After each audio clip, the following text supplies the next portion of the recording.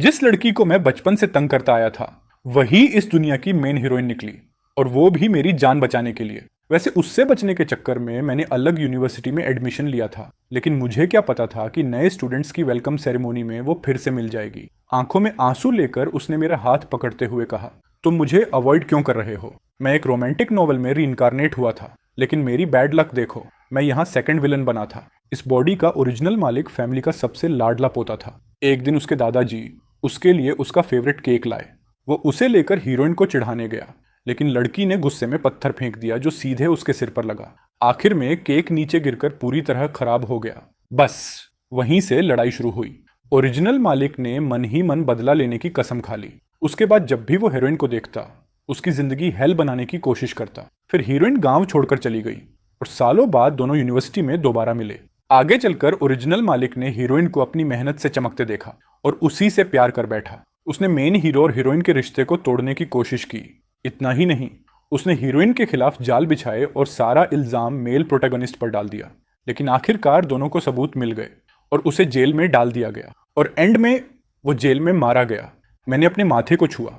अभी अभी पत्थर लगने से वहां बड़ा सा सूजन निकल आया था। जब मैंने ऊपर देखा तो दूर खड़ी नांगोंग लीनो मुझे घूर रही थी। उसकी आंखों में ऐसा गुस्सा था जैसे कोई छोटा बीस्ट अभी हमला कर देगा। उसकी नजरों में सावधानी और दुश्मनी साफ दिख रही थी, लेकिन अब मेरे अंदर 22 साल के आदमी की सोल थी। सच कहूं तो मैं किसी छोटे बच्चे को परेशान नहीं कर सकता था। मैंने जमीन से केक उठाया, उस हिस्से की क्रीम हटाई जिस पर धूल लग गई थी, और उसे 1 मीटर ऊंची दीवार पर रख दिया।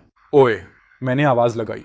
मैंने उंगली से केक की तरफ इशारा किया और बिना कुछ बोले घर के अंदर चला गया। फिर मैं खिड़की के पीछे छिपकर उसका रिएक्शन देखने लगा। उम्मीद थी कि कम से कम इस छोटे से फेवर को याद रखेगी ताकि फ्यूचर में मुझसे पंगा न ले। स्पष्ट था कि नंगोंग लीनो ने इसकी उम्मीद नहीं की थी। उसकी खतरनाक आंखें कुछ पल के लिए फ्रीज हो गईं। फिर छोटे जंगली जानवर की तरह वो दौड़ी, केक उठाया और भाग गई। कुछ ही सेकंड में उसकी परछाई रास्ते के आखिर में गायब हो गई। उसके बाद नंगोंग लीनो हमेशा मेरे घर के बाहर मंडराने लगी। हर बार मैं जल्दी से खाना एक बड़े कटोरे में रखकर दीवार पर छोड़ देता। मैं कभी उससे बात नहीं करता था, बस चीजें रखता, पलटता और अंदर चला जाता। दादी ने कहा, तूने उस लड़की को दौड़ाकर भगाना क्यों बंद कर दिया? मैंने गर्दन खुजलाते हुए बहाना बनाया, अरे दूसरों के साथ अच्छा रहना चाहिए। और दादी, आप ही तो कहती थी कि उसका बाप शराबी है, उसकी केयर नहीं करता, और उसकी माँ उसे छोड़कर चली गई। बेचारी है ना। दादी ने प्यार से मेरे सिर पर हाथ फेरा। वो बार बार कहती रही कि मैं बड़ा और समझदार हो गया हूँ, लेकिन सच्चाई मुझे पता थी। मैं सिर्फ उसका फेवर जीतना चाहता था ताकि फ्यूचर में जब वो चमकने लगे तो मुझे पूरी तरह भूल जाए। लेकिन मेरी ये अच्छाई किसी काम नहीं आई। जो कटोरा मैं दीवार पर छोड़ता था, पहला गायब हो गया, दूसरा नाली में टूटा मिला, तीसरा सीधे मेरे आंगन में फेंका गया टुकड़ों में। मेरा पारा चढ़ गया। मैंने फिर एक कटोरा दीवार पर रखा और साथ में हरे रैपर वाली फ्रूट कैंडी भी रख दी। फिर 1 मीटर लंबी बैम्बू स्टिक उठाई और पेड़ों के पीछे छिप गया। मैंने सोच लिया था कि जैसे ही वो आएगी उसे अच्छी तरह सबक सिखाऊंगा। आखिर मेरे घर के कटोरे पेड़ों पर तो उगते नहीं थे।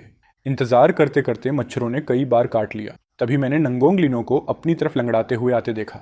उसका पूरा शरीर गंदगी से भरा था, लेकिन वो मिट्टी भी उसके माथे के खून वाले निशान को नहीं छिपा पा रही थी। उसकी बाह पर भी अलग अलग गहराई वाले कई स्क्रैचेस थे। जैसे ही उसने कैंडी देखी, उसका छोटा सा शरीर अचानक स्टिफ हो गया। उसके चेहरे पर शौक और कंफ्यूजन साफ दिख रहा था। वो काफी देर तक वहीं खड़ी रही, फिर धीरे धीरे हाथ बढ़ाया। उसने कैंडी को ऐसे छुआ जैसे वो कोई अनमोल ट्रेजर हो। मेरे सीने में अचानक अजीब सा दर्द उठा। उसी पल मेरा उसे डांटने का मन खत्म हो गया। मैं पेड़ के पीछे से बाहर निकला। वो डर के मारे सिर से पैर तक कांप उठी। उसकी सुनहरी आंखें बड़ी हो गईं, बिल्कुल डरे हुए पप्पी जैसी। दोबारा मेरा कटोरा मत फेंकना। खाना खत्म होने के बाद उसे वापस वहीं रख देना, समझी? मैं बैम्बू स्टिक घसीटते हुए उसके पास से गुजरा, फिर जेब से बची हुई दूसरी कैंडी निकाली और उसकी तरफ बढ़ा दी। वो काफी देर तक मेरी हथेली में रखी कैंडी को घूरती रही, फिर थोड़ा झुककर मुड़ी और भाग गई। उसके नंगे पैर पत्थरों से भरे रास्ते पर पड़ रहे थे, लेकिन जैसे उसे दर्द महसूस ही नहीं हो रहा था। उसकी डगमगाती परछाई जल्दी ही गायब हो गई। रात के खाने के दौरान दादाजी वापस आए और बोले कि नंगोंग लीनो को उसके बाप ने दोपहर में फिर पीटा है। सुना है कल रात उसने पानी गर्म नहीं किया था। उस हरामी ने फिर उसकी बुरी तरह धुनाई कर दी। मेरे हाथ में पकड़ी चॉपस्टिक रुक गई। उसके घाव याद आते ही खाना गले में अटक गया। घर के कटोरों को बचाने के लिए मैंने उसे खाना छोटे एल्यूमिनियम कंटेनर में देना शुरू कर दिया। जब भी वो नजर नहीं आती, मैं चॉपस्टिक से कंटेनर के किनारे पर टक टक करता। कुछ देर बाद वो दूर से सिर निकालकर मुझे देखने लगती। गाइस, आईपीएल 2026 शुरू हो गया है। मैं सारे मैचेस इस ऐप पर देख रहा हूँ, जहाँ लाइव अपडेट्स के साथ साथ स्पोर्ट्स नॉलेज से अर्न भी कर सकते हो।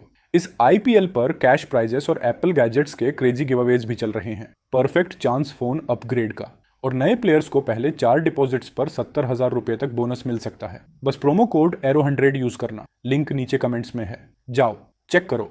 उसकी गोल काली आंखें उसके गंदे चेहरे पर अलग ही चमकती थीं।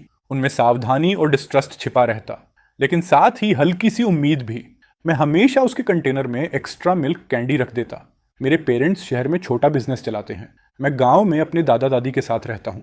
प्राइमरी स्कूल खत्म होने के बाद मैं सिटी जाकर मिडिल स्कूल में पढ़ूंगा, और नांगोंग जो मुझसे 3 साल छोटी है, उसे भी इस सेमेस्टर गांव के स्कूल में फर्स्ट ग्रेड में एडमिशन लेने के लिए टीचर ने मना लिया था। देशभक्ति वाले त्योहारों की छुट्टियां पूरे 7 दिन चली, और मैंने उसे पूरे 7 दिन तक खाना खिलाया। शुरुआत में वो मेरा कंटेनर फेंक देती थी, फिर बाद में कंटेनर और चॉपस्टिक्स वापस आंगन में उछालने लगी, और अब हाल ये था कि वो कंटेनर और चॉपस्टिक्स को इतना साफ करके लौटाती थी कि चमकने लगते थे। फिर उन्हें मेरे घर की दीवार पर उसी जगह रख देती थी। लेकिन उसकी ये अच्छी आदत ज्यादा दिन नहीं चली। ब्रेकफास्ट स्टॉल वाली आंटी ने अभी मुझे बंद दिया ही था कि नंगोंग लिनो ने उसे झपटकर छीन लिया, और ऐसे भागी जैसे पीछे भूत पड़ा हो, कुछ ही सेकंड में गायब। मेरे पास दोबारा पैसे देकर दूसरा ब्रेड खरीदने के अलावा कोई ऑप्शन नहीं था। जब मैं क्लासरूम लौटा तो मेरी क्लास के लड़के बहुत शोर मचा रहे थे। मेरा जमा हुआ गुस्सा उसी पल फट पड़ा। मैंने जोर से किताब टीचर की डेस्क पर पटकी। धड़ाम की आवाज के साथ पूरा क्लास तुरंत शांत हो गया। गुस्से भरे चेहरे के साथ मैंने उन लड़कों को अच्छी तरह डांटा जो रिसेस में मस्ती कर रहे थे। दूसरे पीरियड के बाद एक्सरसाइजेस करवाने की जिम्मेदारी मेरी थी। स्टेज से नीचे देखते हुए मेरी नजर फर्स्ट ईयर सेक्शन की लेफ्ट साइड में खड़ी नंगोंग लिनो पर पड़ी। एक टीचर उसे डांट रहा थी। वो बिल्कुल सीधी खड़ी थी, जैसे लकड़ी का तख्ता। उसकी नजर जमीन पर टिकी थी, और वो अपना बायां पैर दाएं पैर से रगड़ रही थी, जैसे उसे किसी चीज की परवाह ही न हो। स्कूल स्टूडेंट्स को फ्री न्यूट्रिशियस लंच देता था। टेस्ट खास नहीं होता था, लेकिन कम से कम पेट भर जाता था। लेकिन नंगोंग लिनो हमेशा 3 बड़े कटोरे खा जाती थी। ऐसे खाना मुंह में ठूंसती जैसे कल दुनिया खत्म होने वाली हो। हर निवाले के साथ अपना मुंह पूरी तरह भर लेती। उस दिन मैंने क्लासरूम लॉक किया और सीढ़ियां उतर ही रहा था कि तभी कुछ सीनियर लड़के तेजी से भागते हुए दिखे। उनमें से कुछ लोग नंगोंग लिनो को उठाकर ले जा रहे थे। मैं वहीं खड़ा रह गया और लंबी सांस ली, फिर पलटकर ऊपर गया और 6th ग्रेड टीचर के ऑफिस का दरवाजा खटखटाया ताकि उनकी शिकायत कर सकूं। जब तक टीचर हमें लेकर उसे ढूंढने पहुंचे, तब तक वो लोग नंगोंग लिनो को सड़क किनारे कीचड़ वाले गड्ढे में फेंक चुके थे। वो सिर से पैर तक मिट्टी में सनी हुई थी। बस उसकी आंखें दिख रही थीं, इतनी ठंडी कि खून जमा दें। उन आंखों में पागलपन भरा तेज गुस्सा छिपा था। वो कीचड़ के कोने में अकेली बैठी थी, छोटी और पूरी तरह अकेली। ओरिजिनल नॉवल में जब असली विलन ये सीन देखता था तो वो सिर्फ उसका मजाक उड़ाता, उस पर पानी डालता और मिट्टी फेंकता। लेकिन मैं अलग था। मैं उसके पास गया और उसकी तरफ हाथ बढ़ाकर कहा, चलो। वो कीचड़ में ही बैठी रही, बिल्कुल हिले बिना, ठंडी नजरों से मुझे घूरती हुई। मैंने थोड़ा सोचा, फिर जेब से कैंडी निकाली और उसकी तरफ बढ़ा दी। तभी उसकी आंखें धीरे धीरे हिली। उसकी काली पुतलियों में कैंडी का रिफ्लेक्शन आया, और साथ में हल्की सी कमजोरी भी। मैंने कैंडी और पास कर दी। कई कोशिशों के बाद वो आखिरकार लड़खड़ाते हुए कीचड़ से उठी, धीरे धीरे चलकर मेरे सामने आ गई और अपनी मिट्टी से भरी हथेली कैंडी लेने के लिए बढ़ाई। लेकिन मैंने कैंडी पीछे खींच ली। मैंने उसका हाथ पकड़ा और पास के पानी भरे गड्ढे में धोने लगा। उसका हाथ बहुत पतला और छोटा था। हड्डियां इतनी साफ महसूस हो रही थीं कि मेरी हथेली तक दुखने लगी। उसके हाथ से मिट्टी साफ करते हुए मेरे सीने में अजीब भारीपन महसूस हुआ। मैंने धीरे से कहा, पहले मिट्टी साफ करनी पड़ेगी, नहीं तो कैंडी गंदी हो जाएगी। आखिर में टीचर ने भौहें सिकोड़ते हुए मुझसे कहा कि नंगोंग लिनो को उसके घर छोड़ाऊं। मैंने कहा, टीचर, उसका बाप गांव का शराबी है, नशे में लोगों को मारता है। पहले बाकी बच्चों के पेरेंट्स से बात करना बेटर होगा। आखिर में एक लड़के की मां नंगोंग लिनो को अपने घर ले गई। उसने उसे नहलाया और पुराने कपड़े पहनाए। तभी मैंने पहली बार उसका असली चेहरा देखा। उसका चेहरा पतला और सुंदर था, बड़ी बड़ी आंखें और बहुत गोरी स्किन। बस वो बहुत दुबली थी, वरना बिल्कुल भी बदसूरत नहीं थी। आखिर नोवेल की प्रोटैगनिस्ट जो थी, वो अपनी पुरानी स्कूल बैग लेकर मेरे पीछे पीछे चल रही थी। मैं रुका और पलटकर उसकी तरफ देखा। सुबह मेरा लंच छीनना मुझे पसंद नहीं आया। अगर दोबारा ऐसा किया ना तो सच में मारूंगा। उसने मुझे नफरत भरी नजर से देखा और भाग गई। मैंने पीछे से चिल्लाकर कहा, कैंडी, और वो तुरंत वापस दौड़ती हुई आई। कैंडी छीनी और फिर भाग गई। अगले कुछ दिनों तक नंगोंग लिनो मेरे घर के पास नहीं आई। जो खाना मैं दीवार पर छोड़ता वो वहीं पड़ा पड़ा मक्खियों से भर जाता। कोई उसे छूता तक नहीं था। मैं सोचने लगा कि शायद मेरी मारने वाली धमकी की वजह से वो मुझसे नाराज है। एक दिन गांव के रास्ते में मेरी मुलाकात नंगोंग लिनो से हुई। एक छोटे बिल्ली के बच्चे को मोटरसाइकिल ने कुचल दिया था। वो खून उगल रहा था और लगातार तड़प रहा था। स्पष्ट था कि वो बचने वाला नहीं था। नंगोंग लिनो उसके पास गई। उसने एक हाथ से उसकी गर्दन पकड़ी और दूसरे से सिर, फिर एक तेज झटके में उसकी गर्दन तोड़ दी ताकि उसकी तकलीफ खत्म हो जाए। मेरे पूरे शरीर में सिहरन दौड़ गई। मैं बिना सोचे एक कदम पीछे हट गया। उसने मुड़कर मेरी तरफ देखा। उसकी आंखों में कोई गर्माहट नहीं थी, सिर्फ ठंडी बेरुखी। लेकिन उसने और कुछ नहीं किया। वो बस मरे हुए बिल्ली के बच्चे को अपनी बाहों में उठाकर पास के जंगल की तरफ चली गई। वहां उसने एक गड्ढा खोदा और उसे दफना दिया। तभी अचानक मुझे समझ आया कि उसने क्या किया था। उस बिल्ली के बच्चे को तड़प तड़प कर मरने देने से बेहतर था कि उसका दर्द एक ही बार में खत्म कर दिया जाए। लेकिन वो अभी 7 साल की भी नहीं थी। आखिर उसने कैसी जिंदगी जी होगी जो उसका दिल इतना बेरहम बन गया। मैंने अपने बैग से एक लंच बॉक्स निकाला और उसे आवाज दी, नांगोंग, ये लंच बॉक्स स्कूल में तुम्हारे लिए है। दोपहर को खाना खत्म करने के बाद इसमें एक और सर्विंग भर लेना ताकि घर ले जा सको। वो बस मुझे घूरती रही। साफ सुथरा रहना जरूरी है, कपड़े बदलना और रेगुलरली नहाना भी। मेरे गले में अजीब सा भारीपन आ गया। मैंने उसका छोटा सा गंदा हाथ पकड़ा और कहा, चल मेरे घर। घर पहुंचकर मैंने सारी बात दादा दादी को समझाई। फिर मैं अपनी पुरानी चीजों में से बचपन के साफ कपड़े ढूंढने लगा, उन्हें उसकी स्कूल बैग में रखा और बाहर एक बड़ी टब जैसी बाल्टी ले आया। फिर स्टेप बाय स्टेप उसे सिखाया कि कपड़े कैसे भिगोते हैं, कैसे रगड़ कर धोते हैं, कैसे रिंस करते हैं और कैसे सुखाने के लिए टांगते हैं। वो हर बात बहुत ध्यान से सुन रही थी। जब दादा दादी खाना बना चुके तो उन्होंने उसे अंदर आकर खाने के लिए कहा, लेकिन उसने मना कर दिया। तो मैंने थोड़ा थोड़ा खाना एक छोटे एल्यूमिनियम कंटेनर में डाला और उसे दे दिया। वो मेरे घर के दरवाजे पर उकड़ू बैठ गई और बिना एक भी टुकड़ा छोड़े सब खा गई। कुछ समय बाद मैंने स्कूल में देखा कि नंगोंग लिनो का बाप उसे पीट रहा था। वो बस कोने में सिकुड़ कर बैठी रही, न खुद को बचाया न शिकायत की। टीचर उस आदमी को शांत नहीं कर पा रहे थे। मैं बस उसे चिल्लाते हुए सुन पा रहा था कि उसने किसी के कपड़े टांगने वाले हैंगर और वॉशिंग पाउडर चुरा लिए थे। उसी पल मेरा खून खौल उठा। उसने वो चीजें सिर्फ इसलिए चुराई थीं क्योंकि मैंने उसे कपड़े धोना सिखाया था। मैंने मुट्ठियां भींच लीं, फिर इंतजार किया कि वो शराबी सीढ़ियों के पास पहुंचे और अचानक मैं दौड़ता हुआ उसकी पीठ से टकरा गया। ऐसे एक्टिंग की जैसे मैं जल्दी में बाथरूम जा रहा था और बार बार माफी मांगने लगा कि ध्यान नहीं दिया। स्कूल से लौटने के बाद मैंने घर से कुछ साफ हैंगर्स और वॉशिंग पाउडर इकट्ठा किया और उन्हें दीवार पर रख दिया। नंगोंग, उसने दीवार के पीछे से सिर बाहर निकाला। मैंने चीजों की तरफ इशारा करके कहा, इन्हें ले जाओ। उसने बाल धो लिए थे और वही अल्ट्रामैन वाली स्वेटशर्ट पहन रखी थी जो मैंने उसे दी थी। पूरी तरह साफ सुथरी लग रही थी। मैंने उसके कानों के पीछे और गर्दन को छूकर कहा, जब चेहरा धो या नहाओ तो इन जगहों को भी अच्छे से साफ करना चाहिए। उसने चुपचाप सिर हिलाया। मैंने उसे एक कैंडी दी और थोड़ा नरम होकर पूछा, शरीर में बहुत दर्द हो रहा है? उसने सिर झुकाकर ना में सिर हिलाया, लेकिन फिर भी सीधी खड़ी रही। मैंने धीरे से फुसफुसाया, सब ठीक हो जाएगा, मैं प्रॉमिस करता हूँ, सब ठीक हो जाएगा। अगली सुबह दादी ने उबले हुए शकरकंद एक थैली में रखे और मुझे दिए ताकि मैं नंगोंग लिनो को दे दूं। वो काफी देर तक चुप रही, फिर बहुत धीमी आवाज में बोली, थैंक यू। दादी मुस्कुराई और प्यार से उसके सिर पर हाथ फेरा।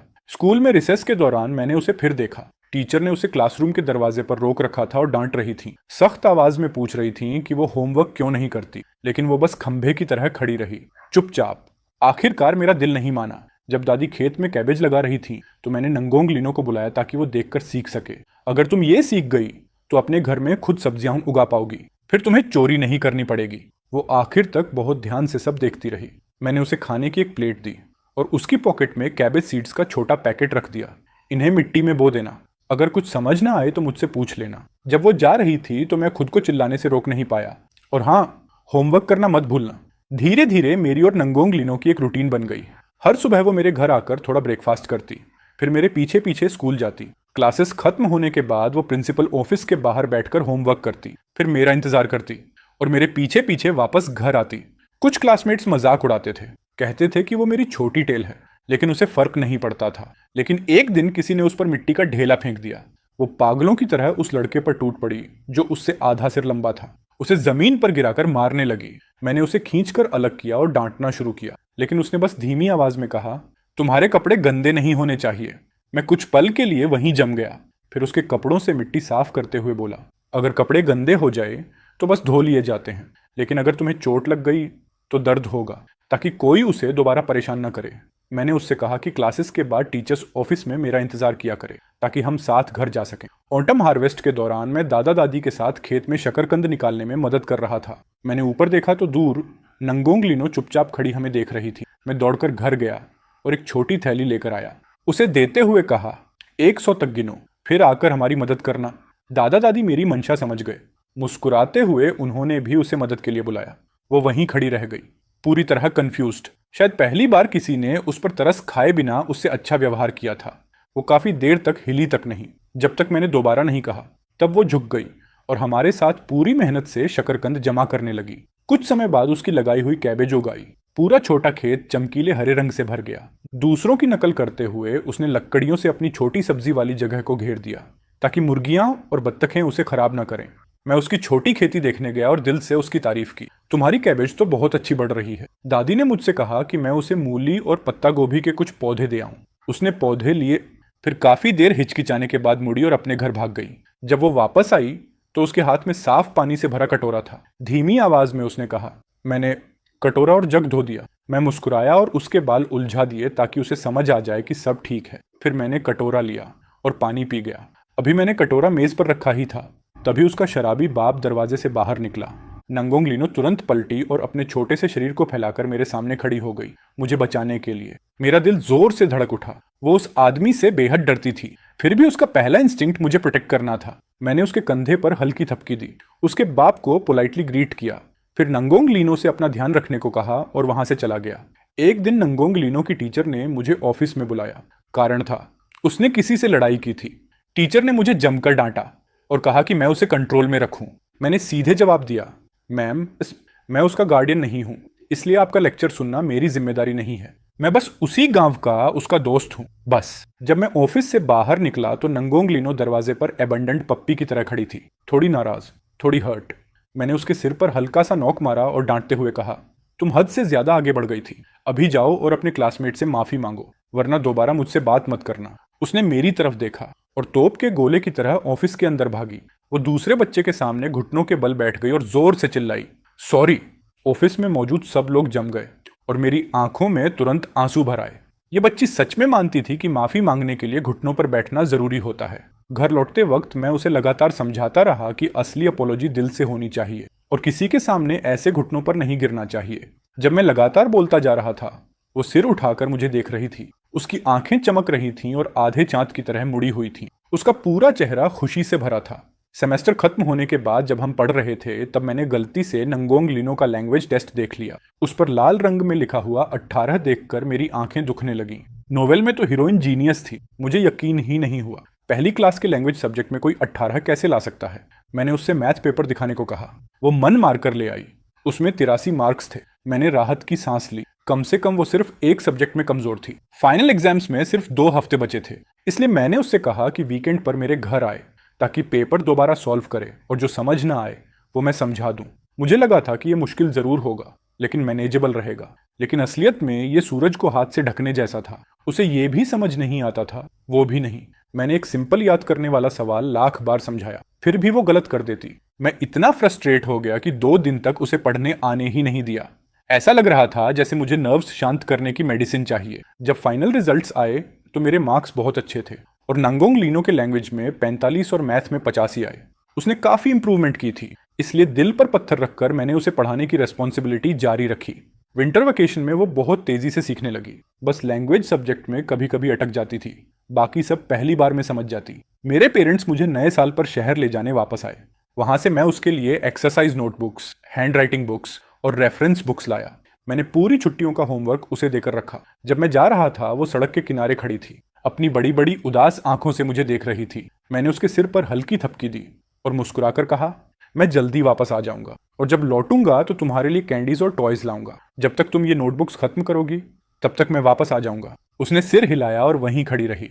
वो तब तक मेरी कार को देखती रही जब तक वो नजरों से गायब नहीं हो गई।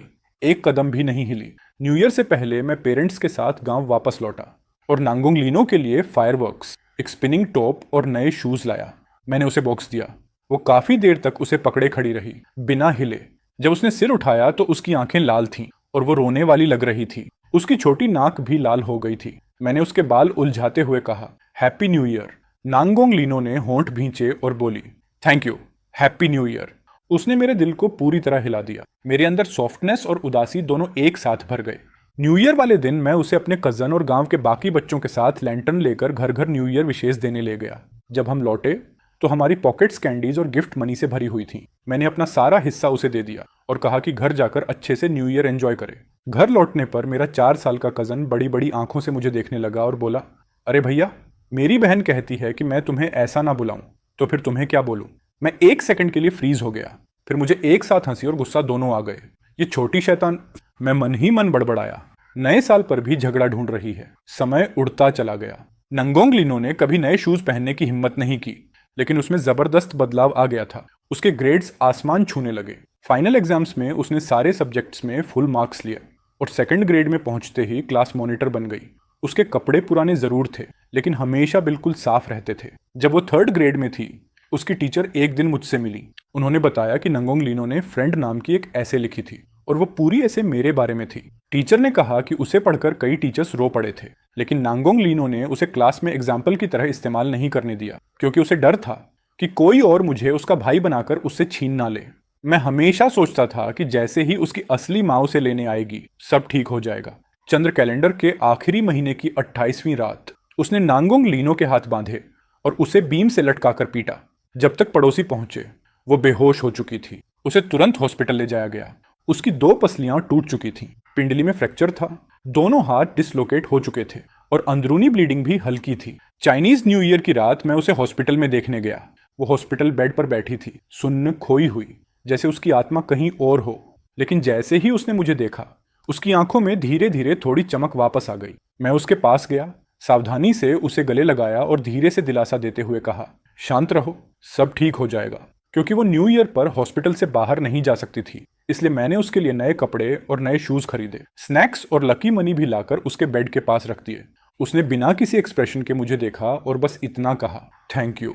कुछ ही समय बाद नंगोंग लिनो की बायोलॉजिकल मदर हॉस्पिटल आई और उसे अपने साथ ले गई। मैं हॉस्पिटल के बाहर खड़ा उनकी कार को दूर जाते हुए देखता रहा। मेरे दिल में राहत भी थी और एक खालीपन भी। नंगोंग लिनो, उम्मीद करता हूं अगली बार जब हम मिले, तब तक तुम्हें खुशी मिल चुकी हो। पलक झपकते ही 10 साल गुजर गए। मैं कुनान यूनिवर्सिटी में दाखिल हो गया और 3rd ईयर स्टूडेंट बन गया। वेलकम सेरेमनी वाले दिन धूप जानलेवा थी। मैं और मेरी रूममेट लाइन में खड़े खड़े इस हरामी गर्मी को कोस रहे थे। तभी स्टेज से एक जानी पहचानी आवाज सुनाई दी, अब नेशनल स्कॉलरशिप लेने के लिए स्टेज पर आएंगी नंगोंग लिनो। हेलो एवरीवन, मैं 1st ईयर रिप्रेजेंटेटिव नांगोंग लिनो हूँ। मैं वहीं जम गया। मैंने झटके से स्टेज की तरफ देखा। धूप के नीचे सफेद ड्रेस पहने वो लड़की चमक रही थी। वो वही नंगोंग लिनो थी जिसे मैंने 10 साल पहले छोड़ा था, लेकिन ओरिजिनल नॉवल की कहानी के हिसाब से उसे हिंगबे यूनिवर्सिटी में मेन प्रोटैगनिस्ट के साथ होना चाहिए था और वो मुझसे 3 साल छोटी थी, इसलिए उसे अभी हाई स्कूल में होना चाहिए था। मैंने कैंपस फोरम्स और रूममेट की बातें सुन सुनकर उसकी फोटोज और वीडियोस काउंटलेस बार देखी थी। वो पूरे यूनिवर्सिटी की सबसे फेमस गॉडेस बन चुकी थी, लेकिन लगता था वो अब मुझे पहचानती ही नहीं थी। एक दिन कैफेटेरिया में हमारी मुलाकात हुई। वो मेरी तरफ चली, लेकिन बिना देखे मेरे पास से निकल गई। एक पल के लिए भी नहीं रुकी। अचानक मुझे राहत महसूस हुई। ठीक है, ऐसे हम अजनबी बने रह सकते हैं और एक दूसरे की जिंदगी डिस्टर्ब नहीं करेंगे। ओरिजिनल नॉवल के ट्रेजिक एंडिंग से बचने का यही सबसे अच्छा तरीका था। वेलकम नाइट पर मैं होस्ट था। जब मैं स्टेज से नीचे उतरा, तभी वो ऊपर जा रही थी परफॉर्म करने। हम दोनों ने सामने देखा, एक बार भी एक दूसरे की आंखों में नहीं देखा। उसकी पियानो परफॉर्मेंस और उसकी आवाज ने सबको शॉक कर दिया।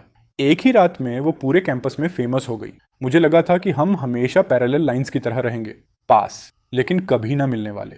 लेकिन ज्यादा समय नहीं बीता कि हमारे डॉर्म की लीडर ने बॉयज डॉर्म के साथ मीटअप अरेंज कर दिया। जब हम बफेट रेस्टोरेंट पहुंचे, सबसे पहले मेरी नजर नंगोंग लिनो पर पड़ी, जो पहले से बैठी थी। मेरी रूममेट मुस्कुराते हुए बोली कि स्कूल गॉडेस को इनवाइट करने में उन्हें बहुत मेहनत लगी। मेरा दिल एक पल को रुक गया। हम अंदर गए। कई लड़कियों ने सिर उठाया। नंगोंग लिनो ने भी जल्दी से एक नजर डाली। उसकी नजर एक पल के लिए मुझ पर रुकी, फिर बिना कोई इमोशन दिखाए नीचे चली गई। मैंने राहत की सांस ली। लगता है उसने सच में मुझे नहीं पहचाना। परफेक्ट, अब कम से कम मैं शांति से खाना खा पाऊंगा। मेरा रूममेट सो तो अपना इंट्रोडक्शन दे रहा था और उसने मेरा नाम किंगी बताया। मैंने तुरंत नंगोंग लिनो की तरफ देखा। मुझे लगा था कि मेरा नाम सुनकर वो रिएक्ट करेगी, लेकिन वो पूरी तरह शांत रही, जैसे कुछ हुआ ही ना हो। मैं पूरी तरह रिलैक्स हो गया और सामने बैठी लड़की को मुस्कुराकर ग्रीट किया। उसी वक्त धड़ाम, नंगोंग लिनो के सामने रखा ग्लास गिर गया और पानी पूरी टेबल पर फैल गया। उसके पास बैठा लड़का जल्दी जल्दी टेबल साफ करने लगा, लेकिन नंगोंग लिनो की नजरें सीधी मेरी आंखों में आकर टिक गईं। मैंने पोलाइटली सिर हिलाया और नजरें हटा ली। इंसिडेंट खत्म होने के बाद हम सबने इंट्रोडक्शंस दिए, हाथ मिलाया और खाना शुरू किया। थोड़ी देर बाद मैं वॉशरूम गया। जब वापस आया तो देखा कि मेरे सामने वाली सीट पर अब नंगोंग लिनो बैठी थी। मैं 1 सेकंड के लिए फ्रीज हो गया। फिर मैंने अपने रूममेट्स को आंख मारते और इशारे करते देखा। तुरंत समझ गया ये सब उन्हीं की करतूत थी। मैंने नंगोंग लिनो की तरफ देखा। वो सिर झुकाकर खाना खा रही थी। उसकी लंबी आई लैशेज हल्के हल्के कांप रही थी। उसके आसपास एक शांत और नरम सा ओरा था। मैंने भी सिर झुकाकर खाना खाना शुरू कर दिया और उससे एक शब्द तक नहीं बोला। मेरा फोन लगातार वाइब्रेट हो रहा था। मेरे रूममेट्स ग्रुप चैट में मुझे टैग करके बोल रहे थे कि नंगोंग लिनो कई बार मुझे देख चुकी है और हर बार ज्यादा दुखी लग रही है। वो कह रहे थे कि उसकी आंखें लगभग लाल हो चुकी हैं और मुझे हार्टलेस बस्टर्ड बुला रहे थे। मैंने हार मानते हुए सिर उठाया और सीधे उसकी लाल हो चुकी आंखों से नजरें टकरा गईं। अंदर से मुझे यकीन ही नहीं हो रहा था। ये वो नंगोंग लिनो बिल्कुल नहीं थी जिसे मैं जानता था। बचपन में चाहे उसे कितना भी दर्द हो, वो हमेशा जिद्दी रहती थी और सब छुपा लेती थी। वो कभी ऐसी शक्ल नहीं बनाती थी जैसे अभी रो पड़ेगी। अपने साइड विलेन वाले रोल को याद करके मैंने फिर सिर झुकाया और खाना खाने लगा। जब खाना खत्म हुआ, मैंने अपने होमीज को हाथ हिलाकर बाय कहा और जाने के लिए मुड़ा। फ्रेंड, मेरे पीछे से एक झिंझकती हुई आवाज आई, उम्मीद से भरी हुई। मैं वहीं जम गया और तुरंत पलटा। नंगोंग लिनो एक कदम आगे बढ़ चुकी थी। मेरे अंदर खतरे की घंटियां बजने लगीं। उसने मुझे पहचान लिया था। या आखिर यहां कर क्या रही है? हजार सवाल दिमाग में घूमने लगे और जितना ज्यादा सोचता उतना ज्यादा डर लगता। इसलिए मैंने जल्दी से कहा, मुझे होमवर्क करने जाना है, बाय। मैं पलटकर भाग गया। डर था कि अगर 1 सेकंड और रुका तो शायद उससे पीछा ही ना छुड़ा पाऊं। वापस आते ही मेरे रूममेट्स ने मुझे घेर लिया और मजाक उड़ाने लगे। पूछने लगे कि क्या मुझे सच में उस स्कूल गॉडेस के लिए कुछ फील नहीं होता। मैंने उन्हें घूर कर कहा, क्या मैं तुम्हारी तरह डेस्परेट दिखता हूं? जैसे ही मैंने ये कहा, फोन पर नोटिफिकेशन आई, फ्रेंड रिक्वेस्ट। मैं हूं नंगोंग लिनो। मैं अभी सोच ही रहा था क्या करूं, तभी सौ तो ने मेरा हाथ पकड़ लिया और हैंग चेन्यू ने एक्सेप्ट पर टैप कर दिया। ऊपर से जस्टिफिकेशन भी देने लगा, मैं तुम्हें जंगली बनने नहीं दूंगा। मैं एक्सेप्टेड फ्रेंड रिक्वेस्ट को देखकर बेबस होकर सांस छोड़ दी। लग रहा था अब सच में उससे बचना इम्पॉसिबल हो जाएगा। उसके बाद नंगोंग लिनो ने मैसेजेस की बारिश शुरू कर दी। वो पूछती मैं क्या कर रहा हूँ, बबल टी पीने बुलाती, पूछती क्या मैं उससे नफरत करता हूँ, वीडियो गेम्स खेलने बुलाती, और मैं हर बार बहाने मार देता। मैं सोने जा रहा हूँ, डिस्टर्ब मत करो। मैं डाइट पर हूँ, डिस्टर्ब मत करो। मैं क्लास में हूँ, डिस्टर्ब मत करो। लेकिन ज्यादा समय नहीं बीता कि रूममेट्स ग्रुप चैट में मुझे हार्टलेस बास्टर्ड बुलाने लगे। कहने लगे कि नई लड़की रूम में बैठी रोने वाली है। ऊपर से फोटो भी भेज दी। फोटो में नंगोंग लिनो सिर झुकाकर अपना फोन पकड़े थी। उसकी आंखें लाल थीं और आंसुओं से भरी हुई, जैसे उसके साथ दुनिया की सबसे बड़ी नाइंसाफी हुई हो। मेरे रूममेट्स बारी बारी से मुझे इनसेंसिटिव और पत्थर दिल बोलकर बॉम्बार्ड करने लगे। मेरा दिमाग पूरी तरह गड़बड़ा गया था। फिर भी मैंने दांत भींचकर उसके साथ वॉक पर जाने का इनविटेशन रिजेक्ट कर दिया। बस रिप्लाई किया, सीरीज देख रहा हूँ, डिस्टर्ब मत करो। ये नंगोंग लिनो, जिसे समझना इतना मुश्किल है, मेरे फैसले पर ही सवाल खड़े कर रही थी। अगर मैं उसके करीब नहीं जा सकता तो कम से कम उससे दूर तो रह सकता हूँ, लेकिन लगता था उससे बचना नामुमकिन है। मेरे रूममेट्स ने फिर बारबेक्यू पार्टी रखी। जब मैं पहुंचा, देखा नंगोंग लिनो और उसके दोस्त भी वहां थे। वो अपनी चेयर पर चुपचाप बैठी थी। जैसे ही उसने मुझे देखा, तुरंत घबराकर खड़ी हो गई। धीरे से बोली, फ्रेंड, फिर होंठ भींचकर सिर झुका लिया। मेरा रूममेट लगातार मुझे धक्का दे रहा था कि जाकर उसके पास बैठूं। अंदर से मैं बुरी तरह उलझा हुआ था। वो नोवेल की हीरोइन थी, वही जिसने ओरिजिनल मालिक को जेल भिजवाया था, लेकिन उसे इतना हेल्पलेस देखकर मेरा दिल पिघलने लगा। आखिरकार मैं जाकर उसके बगल में बैठ गया। उसी पल उसकी आंखें खुशी से चमक उठी और उनमें आंसू भर आए। वो भीगी आंखों से मुझे देख रही थी। ऐसा लगा जैसे किसी ने मेरे दिल पर जोरदार वार कर दिया हो। मैंने मन ही मन खुद को कोसा कि मैं इतना कमजोर क्यों हूं। उसने मेरी स्लीव पकड़ ली और धीरे से बोली, भैया, मैं आपकी हर बात मानूंगी, बस प्लीज मुझे इग्नोर मत करो। मैं हाथ जोड़ती हूँ। उसकी नरम और दुखी आवाज ने मेरा दिल पूरी तरह पिघला दिया। उस दिन के बाद वो हर जगह मेरा पीछा करने लगी। क्लास खत्म होते ही वो क्लासरूम के बाहर खड़ी मिलती और खुशी से बुलाती, फ्रेंड किंगी। उसकी आंखें चमकती रहती। वो इतनी क्यूट और ओबीडियंट लगती कि उसे देखकर अपने आप दया आ जाती। एक दिन वो फिर क्लासरूम के बाहर मेरा इंतजार कर रही थी। उसने मेरा हाथ पकड़कर मुझे बगल के खाली रूम में खींच लिया। सिर झुकाकर और पैर घसीटते हुए धीरे से बोली, आज मेरा बर्थडे है, क्या आप मेरे साथ सेलिब्रेट करेंगे? फिर उसने सिर उठाया। उसकी आंखें उम्मीद से चमक रही थीं। मेरे सीने में अजीब दर्द सा उठा। अगर आज मैं मान गया तो हमेशा मानता रहूंगा। ये बीमारी है और मुझे इसे ठीक करना होगा। मैंने तुरंत फोन निकाला और उसे 280 ट्रांसफर कर दिए। फिर कहा, जाकर केक खरीद लो, तुम्हारे फ्रेंड की क्लास है, अच्छी बच्ची बनो। ये कहकर मैंने दिल पर पत्थर रखा और वापस क्लासरूम चला गया। लेकिन आखिर में मेरे हर रूममेट ने मुझे एक एक कोहनी मारी और इनह्यूमन बुलाया। उन्होंने क्लासरूम के बाहर इशारा किया। तभी मैंने नंगोंग लिनो को देखा। वो वहां खड़ी थी, लाल आंखों के साथ, लगभग रोने वाली। मेरे तीनों होम आइज बिना कुछ बोले मेरा सामान उठाकर मुझे धक्के देते हुए उसके पास ले गए। मैंने हार मानकर लंबी सांस ली और कहा, चलो ठीक है, बताओ बर्थडे कैसे सेलिब्रेट करना है। तुरंत उसके चेहरे पर मुस्कान आ गई।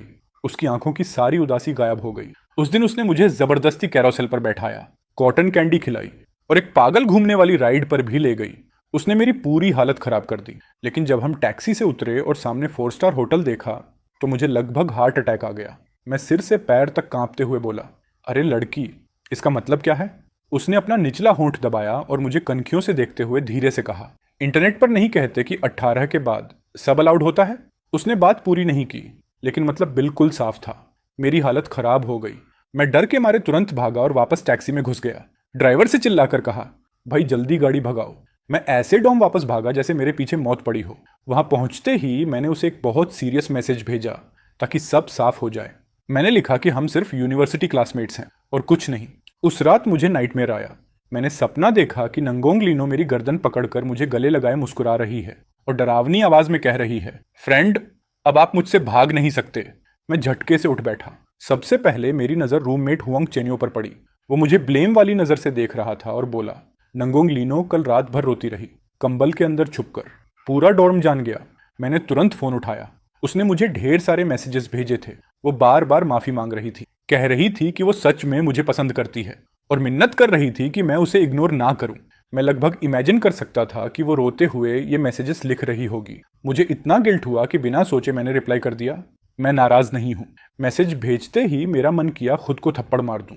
उसके बाद तो वो और भी ज्यादा ओपनली मेरे आसपास घूमने लगी। सुबह डॉर्म्स के नीचे मेरा इंतजार करती और ब्रेकफास्ट लाती। जब उसकी क्लासेस नहीं होती तो मेरी क्लासेस में साथ बैठती। लाइब्रेरी में मेरे लिए सीट सेव करती। कभी कभी बबल टी और मलाटंग भी मंगवाती। मेरे रूममेट्स लगातार कहते रहते कि वो कितनी केयरिंग है, लेकिन सिर्फ मुझे पता था कि ये स्वीट बर्डन कितना बड़ा हेडेक था। एक दिन उसने मुझे प्लेग्राउंड पर वॉक के लिए बुलाया। जैसे ही मैंने पूछा उसे क्या चाहिए, उसने अपनी बड़ी बड़ी मासूम आंखें बनाई और पाउट करते हुए बोली, फ्रेंड, क्या छोटी लड़की किसी बड़े लड़के को मूवी देखने नहीं बुला सकती, या फिर हम वॉक करके बातें भी नहीं कर सकते। मैं पूरी तरह स्पीचलेस हो गया। आखिर मजबूरी में मुझे हाँ करनी पड़ी। नेशनल डे फेस्टिवल के लिए उसका ग्रुप डांस परफॉर्मेंस था। वो देर रात तक प्रैक्टिस करती रही और उसने मुझे उसे लेने आने को कहा। मैंने सोचा इतनी रात को लड़की का अकेले आना सेफ नहीं होगा, इसलिए मैं डांस हॉल पहुंच गया। वहां मैंने उसे ब्लैक ड्रेस में दरवाजे पर खड़े देखा। जैसे ही वो पलटी और उसने मुझे देखा, उसकी नजर पहले ठंडी और चुभने वाली थी, लेकिन अगले ही पल उसकी आंखें मुड़ गईं और वो फिर वही नरम ओबीडियंट मुस्कान देने लगी। उस अचानक बदलती हुई नजर ने मेरे पूरे शरीर में सिहरन दौड़ा दी। मेरा दिल जोर से धड़क उठा। उसने अपने दोस्तों को बाएं कहा और मेरे साथ नीचे उतरने लगी। सीढ़ियों के हर मोड़ पर उसने सरप्राइज छुपा रखे थे, कहीं रोजेस, कहीं बबल टी, कहीं डिजर्ट्स, एक के बाद एक। मेरा दिल तेजी से धड़कने लगा। मुझे शर्म भी आ रही थी, लेकिन खुशी भी हो रही थी। जब हम आखिरी सीढ़ी के पहले फ्लोर पर पहुंचे, उसने एक लाल वेलवेट बॉक्स निकाला। मेरी सारी खुशी तुरंत गायब हो गई। मुझे लगा उसमें रिंग होगी और मैं बुरी तरह डर गया। लेकिन बॉक्स खोलने पर अंदर सिर्फ एक रेड थ्रेड ब्रेसलेट था जिसमें 2 लाल जेड बीड्स लगे थे। वो मुस्कुराई और बोली, फ्रेंड, हैप्पी बर्थडे। मैं बस सूखी आवाज में थैंक्स ही बोल पाया, लेकिन वो तुरंत करीब आई, अपने गाल की तरफ इशारा करके बोली, इतना कोल्ड रिएक्शन, एक किस तो दो। मेरा दिमाग शॉर्ट सर्किट हो गया। चेहरा तुरंत आग की तरह जलने लगा। मैं पलटकर वहां से भाग गया। पीछे से उसकी हंसी सुनाई दी, जो छोटी घंटियों जैसी लग रही थी। कुछ समय बाद जो ताई ने अपनी पसंद की लड़की को पटाने के लिए सबके साथ मूवी प्लान बनाई। हम थिएटर में बैठे थे। अंधेरे में नंगोंग लीनो चुपके से करीब आई और मेरा हाथ पकड़ लिया। मैंने तुरंत हाथ झटक दिया और धीरे से पूछा, क्या कर रही हो। उसने होंठ भींचे। अंधेरे में उसकी आंखें अजीब तरह चमक रही थीं। फिर नम नजरों से बोली, फ्रेंड, आप मुझे अपनी गर्लफ्रेंड कब बनने देंगे। मैं इतना नर्वस हो गया कि बार बार लार निकलने लगा। मैंने कहा, तुम अभी बहुत छोटी हो, बस 18 साल की। अचानक वो मेरे कान के पास झुक गई। उसकी गर्म सांस मेरे कान को छू रही थी। फिर हंसते हुए फुसफुसाई, मैं इतनी भी छोटी नहीं हूं। मैं उछलकर खड़ा हो गया और सारी पॉपकॉर्न नीचे गिरा दी। फिर जल्दी से बगल वाली खाली सीट पर जाकर बैठ गया। दिल ऐसा धड़क रहा था जैसे सीने से बाहर निकल आएगा। थोड़ी देर बाद वो फिर मेरे पास आई और नीचे झुककर गिरी हुई पॉपकॉर्न उठाने लगी। उसने अपनी स्कर्ट में ढेर सारी पॉपकॉर्न जमा कर ली। मैं उसे देखता रह गया। अचानक मुझे वो दिन याद आ गया जब बचपन में मैं उसे चाइनीज न्यू ईयर पर साथ लेकर जाता था। वो भी ऐसे ही मेरे कपड़े पकड़ लेती थी और मेरे दिए हुए कैंडीज संभाल कर अपनी सफेद दांतों वाली मुस्कान देती थी। मेरा दिल नरम पड़ गया। मैं भी नीचे झुककर उसकी मदद करने लगा। उसने सिर उठाया। उसकी आंखें आधे चांद की तरह मुड़ गईं और वो मुस्कुराकर बोली, भैया आप बहुत अच्छे हो। डॉर्म वापस लौटने पर मैंने देखा कि मेरी बैग में वही रेड वेलवेट बॉक्स रखा था और उसके अंदर एक नोट जो लॉन्गिंग से भरा हुआ था। मेरे सिर तक गर्मी चढ़ गई, चेहरा पूरा लाल हो गया और दिल पागलों की तरह धड़कने लगा। कुछ समय बाद वो फिर मेरे साथ क्लास में आई। मेरी टेक्स्ट बुक के पन्नों के बीच उसे एक लव लेटर मिला। सफेद एनवेलोप पर लाल दिल बना हुआ था और उस पर किंगी नाम लिखा था। नंगोंग लीनो उस लेटर को अपनी उंगलियों के बीच पकड़े खड़ी थी। कांपती हुई आवाज और लाल आंखों के साथ उसने मुझे देखा और पूछा, फ्रेंड ये क्या है? मैंने सच बता दिया, लव लेटर। तभी आगे वाली रो का एक लड़का बोला, ये नौवीं है, फैकल्टी ऑफ लिटरेचर वाली टैलेंटेड लड़की की तरफ से। उसने मेरी तरफ देखा, उसकी आवाज और भी धीमी हो गई। फ्रेंड क्या आपने सब पढ़ी? हेंगचेंग यू फिर बीच में बोल पड़ा, इन्होंने सिर्फ पढ़ी ही नहीं, सबका रिप्लाई भी दिया। वो हल्का सा हंसी, लेकिन उस हंसी में दर्द भरा हुआ था। उसकी आंखें पूरी तरह आंसुओं से भर चुकी थीं। अचानक वो खड़ी हुई और क्लासरूम से बाहर चली गई। अगले कई दिनों तक नांगोंग लीनो ने ना तो मुझसे कांटेक्ट किया, ना ही मेरे आसपास मंडराई। लेकिन उसकी ये अचानक शांति मुझे उल्टा अजीब लगने लगी। ऐसा महसूस हो रहा था जैसे कुछ मिसिंग हो। मेरे रूममेट्स मुझे गालियां देते रहते, कहते मैं ऐसा बास्टर्ड हूं जिसे टॉक्सिक बिहेवियर पसंद है। वो बोलते कि जाकर उसे मना लूं, लेकिन मैं नहीं गया। नेशनल डे सेलिब्रेशन की आर्टिस्टिक परफॉर्मेंस वाले दिन पता नहीं क्यों मैंने वो लाल धागे वाला ब्रेसलेट पहन लिया। स्टेज के नीचे लोगों का समंदर था। मुझे पता था वो मुझे देख नहीं सकती, फिर भी मैंने वो ब्रेसलेट पहना। जब मैंने उसे स्टेज पर इतनी चमक के साथ परफॉर्म करते देखा तो अचानक मेरे अंदर अजीब सी जेलसी भर गई। परफॉर्मेंस खत्म होते ही मैं सीधा बैक स्टेज भागा। जैसे ही वो ड्रेसिंग रूम में घुसने वाली थी, मैंने उसके सिर पर कोट डाल दिया और उसे छोटे से चेंजिंग रूम में धकेल दिया। मैंने कहा, पहले कपड़े बदल लो। लेकिन मैं कुछ और बोल पाता उससे पहले बैक स्टेज मैनेजर ने मुझे बाहर निकाल दिया। मैंने उसे मैसेज किया कि मैं उसके लिए मिल्क टी लेने जा रहा हूं और वो मेरा इंतजार करे। लेकिन जब मैं ड्रिंक लेकर वापस आया तो मैंने उसे एक दूसरे लड़के के साथ खड़े देखा। दोनों हंसते हुए बातें कर रहे थे। मैंने उसे तुरंत पहचान लिया। वो नॉवल का मेल प्रोटैगनिस्ट था, सभ्य, कल्चर्ड, बसंत के सूरज जैसा गर्म और चमकदार। मेरा दिल डूब गया। अगर प्रोटैगनिस्ट भी अब उसके पीछे आ चुका है तो मैं आखिर उम्मीद किस बात की कर रहा था? मैंने मिल्क टी सीधा कूड़ेदान में फेंक दी और वापस मुड़ गया। यूनिवर्सिटी लौटने के बाद काउंसलर ने कुछ स्टूडेंट्स को हिंगबे यूनिवर्सिटी में 1 साल के एक्सचेंज प्रोग्राम का मौका दिया। एप्लीकेशन फॉर्म हाथ में पकड़े पकड़े मैंने खुद को मेंटली 2 थप्पड़ मारे। अब क्या सोच रहा है बे? प्रोटैगनिस्ट आ चुका है। अगर अब भी नहीं भागा तो ओरिजिनल मालिक की तरह मेरा भी वही ट्रेजिक एंडिंग होगा। डेडलाइन वाले आखिरी दिन मैंने फॉर्म भरकर जमा कर दिया। मैं लाइब्रेरी में पढ़ रहा था। अभी अभी उस लड़की को बाय कहा था जिसने मुझे लव लेटर दिया था। तभी अचानक कोई मेरे सामने आकर बैठ गया। फ्रेंड। उसकी आवाज बर्फ जैसी ठंडी थी, पहले वाली सॉफ्ट और स्वीट टोन से बिल्कुल अलग। आखिरी शब्द ऐसे निकला जैसे दांत भींच कर बोला गया हो, गहरे रिजेंटमेंट से भरा हुआ।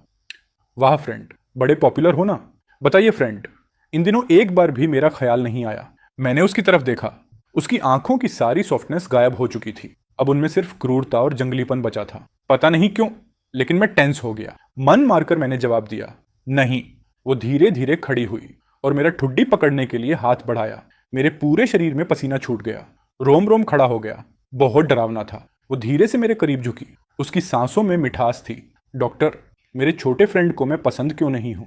मैंने उसका हाथ हटाने की कोशिश की, लेकिन दूसरे हाथ से उसने मेरे कान की लोब पकड़ ली और धीरे धीरे सहलाने लगी। फिर मुस्कुराकर बोली, एक वक्त का खाना भी पूरा तन मन देकर चुकाना चाहिए। फ्रेंड, मुझे अपना कर्ज चुकाने दो। मैं वहीं जम गया। ऐसा लगा जैसे मेरी आत्मा शरीर से बाहर निकल जाएगी। तो उसे शुरू से ही सब पता था। वो बस मेरे साथ खेल रही थी। मैंने दांत भींच कर कहा, सुन बच्ची, तुम्हारे फ्रेंड को खिलौना बनना पसंद नहीं, इस बार छोड़ रहा हूं। लेकिन वो और जोर से हंसने लगी। थैंक यू फ्रेंड, मेरी जान बख्शने के लिए। अगर ऐसा है तो मैं खुद को आपको सौंप देती हूँ। मैं पैनिक में आ गया। उसी दिन मैंने सामान पैक किया और जल्दी से हिंबे यूनिवर्सिटी निकल गया। मुझे लगा हजारों किलोमीटर दूर भागकर उससे बच जाऊंगा। लेकिन जैसे ही ट्रेन से उतरा और स्टेशन से बाहर निकला, मैंने नंगोंग लीनो को देख लिया। वो सीढ़ियों के आखिर में खड़ी थी, ऊपर मेरी तरफ देखकर मुस्कुरा रही थी। मैंने हार मानते हुए लंबी सांस ली। अब सीरियस बात करना जरूरी था। हम एक कैफे में जाकर बैठे। पूरी शांति के साथ उसने मेरा हाथ पकड़ लिया और मुस्कुराकर बोली, कितने समय बाद मिले भैया? मैंने भी फॉर्मल तरीके से जवाब दिया, हाँ, काफी समय हो गया। लेकिन अंदर से मेरा दिमाग पूरी तरह उलझा हुआ था। उसने नम आंखों से मुझे देखा। फ्रेंड, मैं इतने चमकदार स्टेज पर खड़ी थी, क्या आपने मुझे देखा? फ्रेंड, आप मुझे लेने क्यों नहीं आए? मैंने उल्टा सवाल किया, मैं तुम्हें लेने क्यों आता? उसके शांत चेहरे का एक्सप्रेशन एक पल में टूट गया। अंदर छुपा पागलपन बाहर आ गया। फ्रेंड, पूरे 10 साल बीत गए। क्या आपने कभी मेरे बारे में सोचा क्या आप मुझसे नफरत करते हो? आपने मुझसे झूठ क्यों बोला? वो लगातार मेरी आंखों में देखती रही। उसकी नज़र बेहद तीखी थी। फिर अचानक वो मुस्कुराई। फ्रेंड, मैंने फर्स्ट ईयर से सीधे third year high school jump किया, सिर्फ जिनपेई आने के लिए। लेकिन आप वहां नहीं थे, तो मैंने दोबारा एग्जाम दिया और कुनान चली गई। अपने फ्रेंड का पीछा करना बहुत मुश्किल था। मैं पूरी तरह स्टंड रह गया। ये जानकारी बहुत ज्यादा थी। मुझे समझ ही नहीं आया क्या रिएक्शन दूं। मैंने बस पूछा, तुम आखिर चाहती क्या हो? वो मुस्कुराई, कुछ नहीं, मैं बस अपने फ्रेंड का खाना चुकाना चाहती हूँ। एहसान चुकाना? मासूम बनकर मेरे साथ खेलना, ऐसे चुकाती हो तुम मेरा एहसान? उसका चेहरा तुरंत अंधेरा पड़ गया। मुझे दोबारा छोटे फ्रेंड मत बुलाना। मैं तुम्हारा फ्रेंड नहीं हूँ। मैं कोई तुम्हारा छोटा फ्रेंड नहीं हूँ। इतना कहकर मैं उठ गया और उसे कैफे में अकेला छोड़कर चला गया। लेकिन वो गई नहीं। वो मेरी यूनिवर्सिटी के गेट पर उकड़ू बैठी रही जब तक मैं बाहर नहीं आता। वो हिलने वाली नहीं थी। आसमान धीरे धीरे अंधेरा हो गया। फिर भारी बर्फबारी शुरू हो गई और टेम्परेचर तेजी से गिरने लगा। किसी ने सोशल मीडिया पर भी पोस्ट कर दिया कि एक लड़की इस कड़कड़ाती सर्दी में यूनिवर्सिटी गेट पर पूरी दोपहर किसी के इंतजार में बैठी है। हाँ, मेरा ये सॉफ्ट हार्ट एक दिन मेरी बर्बादी बनेगा। आखिरकार मैं खुद को रोक नहीं पाया और भागता हुआ बाहर निकला। नांगोंग लीनो, मैंने चिल्लाकर पुकारा। वो लगभग बर्फ का पुतला बन चुकी थी। उसने सिर उठाया। ठंड से उसका चेहरा लाल था, होंठ बैंगनी पड़ चुके थे, लेकिन फिर भी वो जीत वाली स्माइल दे रही थी। मुझे पता था, इतने नरम दिल वाले भगवान मुझे इग्नोर नहीं कर सकते। जैसे ही वो खड़ी हुई, पूरा शरीर लड़खड़ाकर सीधे मेरी बाहों में गिर पड़ा। मैंने तुरंत उसे संभाला और उसका माथा छुआ। वो आग की तरह तप रहा था। उसे तेज बुखार था। मैं उसे हॉस्पिटल ले जाना चाहता था, लेकिन वो पूरी ताकत से मुझसे चिपक गई। मैं नहीं जाऊंगी, तुम मुझे हॉस्पिटल में छोड़कर चले जाओगे। मेरे पास कोई ऑप्शन नहीं बचा। मैंने ऑनलाइन एक होटल बुक किया और टैक्सी से उसे वहां ले गया। होटल की हीटिंग की वजह से उसका चेहरा और भी ज्यादा लाल दिख रहा था। मैं घुटनों के बल बैठा और उसके भीगे हुए शूज और सॉक्स उतारे। ठंड से उसके पैर बिल्कुल बर्फ जैसे सफेद पड़ गए थे। मैंने धीरे धीरे उन्हें रगड़ा जब तक वो गर्म होकर लाल नहीं हो गए। सुनो, क्या मैं तुम्हें फ्रेंड बुला सकती हूँ? उसकी आवाज बंद नाक जैसी भारी थी। वो शर्माते हुए मुझे देख रही थी। मैंने बिना सोचे सिर हिला दिया। जैसे ही मैं कोल्ड मेडिसिन खरीदने के लिए उठने लगा, वो अचानक मुझ पर झपट पड़ी। उसने दोनों हाथों से मेरा चेहरा पकड़ लिया और पागलों की तरह किस करने लगी। मेरा दिमाग पूरी तरह ब्लैंक हो गया। उसकी आंखें ऑब्सेसिव प्यार से भरी हुई थीं। फिर उसने एक एक शब्द साफ बोलते हुए कहा, निये किंगी, मुझे तुम पसंद हो। मैं पैनिक में आ गया। समझ नहीं आया क्या करूं। मैं हड़बड़ाकर उठा और बोला कि उसके लिए दवा लेने जा रहा हूं। उसने मेरी स्लीव पकड़ ली। लाल आंखों से मुझे देखते हुए पूछा, क्या तुम वापस आओगे? मैंने उसकी आंखों में देखा। ऐसा लगा जैसे फिर वही छोटी बच्ची मेरे सामने बैठी हो, जो धान के खेत में ठंडी और डेस्परेट आंखों से दुनिया को देखती थी। मैंने धीरे से कहा, हाँ, वापस आऊंगा। उसने धीरे धीरे मेरी स्लीव छोड़ दी। सिर पीछे टिकाकर वो मुस्कुराई, लेकिन उसकी आंखें अब भी ठंडी थीं। बेहतर होगा कि वापस आना। जब मैं दवाइयां लेकर लौटा, वो अब भी उसी जगह बैठी दरवाजे को देख रही थी। उसने धीमे से कहा, मैंने 1571 तक गिना। फ्रेंड, अगर तुमने मुझे फिर छोड़ दिया तो मैं सच में पागल हो जाऊंगी। मेरे दिल में दर्द सा उठा। मैं उसके पास गया और उसे गले लगा लिया। आखिरकार मैंने मान लिया। ओरिएंटेशन सेरेमनी में उसे पहली बार देखने के उसी पल से मेरे फीलिंग्स बदल चुके थे। बचपन में मुझे उस पर तरस आता था और उसे प्रोटेक्ट करना मेरी जिम्मेदारी लगता था, लेकिन अब मैं सच में उससे प्यार करने लगा था। और अगर ऐसा है तो फिर कोशिश क्यों ना करूं, उसके साथ ये रास्ता क्यों ना चलूं। मैंने पुनर्जन्म लिया। उस दिन जब मेरे पिता ने मुझे लात मारकर जमीन पर गिरा दिया था, मेरे घुटने छिल गए थे और माथा दीवार से टकराया था। चक्कर आने के बाद मुझे एहसास हुआ कि मैं फिर से 7 साल की उम्र में लौट आई हूँ। मैं उस समय में वापस आ गई थी जब सारी ट्रेजेडी अभी शुरू भी नहीं हुई थी। पिछली जिंदगी में पहला आधा हिस्सा मैंने अपने पिता के अब्यूज में बिताया और दूसरा आधा नी किंग्स की हैरेसमेंट में। वो मेरी चीजें छीन लेता था, दूसरों को मुझे तंग करने के लिए उकसाता था, और बड़े होने के बाद भी उसने मेरा पीछा नहीं छोड़ा। आखिर में मेरी मौत बहुत बुरी हुई, लेकिन इस जिंदगी में सब बदल गया।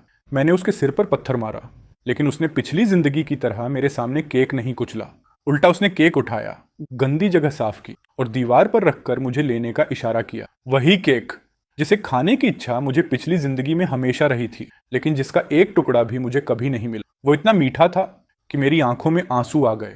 वो मेरे लिए खाने का बचा हुआ हिस्सा बचाकर रखता था, मुझे कैंडीज देता था। उस कैंडी को मैंने मेडिसिन बॉटल में छुपाकर कई सालों तक अपने साथ रखा। वो बहुत अच्छा है। उसने मुझे स्वीट पोटैटोज दिए, एग्स दिए, वेजिटेबल्स उगाना सिखाया।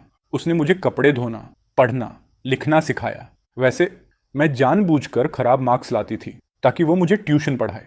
मुझे उसकी परेशान और हताश शक्ल देखना अच्छा लगता था। किसी का मेरे लिए इतना कंसर्न दिखाना मैंने पहले कभी महसूस नहीं किया था। मैंने एक ऐसे लिखा था, मेरा फ्रेंड। मैंने उसमें उसके बारे में सब कुछ लिखा।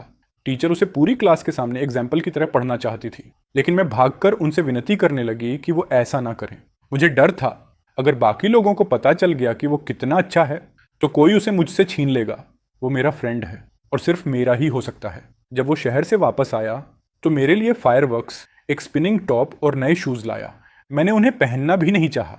मैंने उन्हें तकिए के पास रख दिया। सोचा था न्यू ईयर की सुबह पहनूंगी, लेकिन जब मैं सुबह उठी तो मेरे पिता उन्हें चूल्हे में फेंक कर राख बना चुके थे। मेरा पिता पागल है। उसने मुझे मजबूर किया कि मैनी किंग्स को धोखे से घर बुलाऊं ताकि वो उसे जिंदा दफना सके। मैंने एक ईंट उठाई और सीधे अपने बाप के सिर पर दे मारी।